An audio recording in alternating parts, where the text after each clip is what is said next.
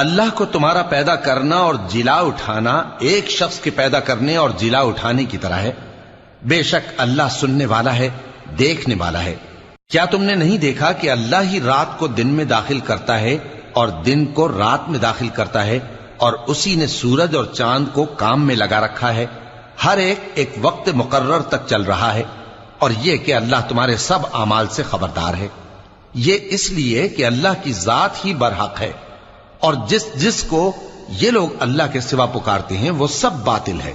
और ये कि अल्लाह ही आली रुतबा है, गरामी कद्र है। क्या तुमने नहीं देखा कि अल्लाह ही की मेहरबानी से कश्तियां समंदर में चलती हैं ताकि वो तुमको अपनी कुछ निशानियां दिखाए।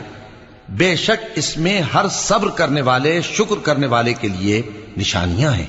और जब इन पर समंदर की लहरें सायबानों की तरह छा जाती हैं तो अल्लाह को पुकारने और खालिस उसकी इबादत करने लगते हैं।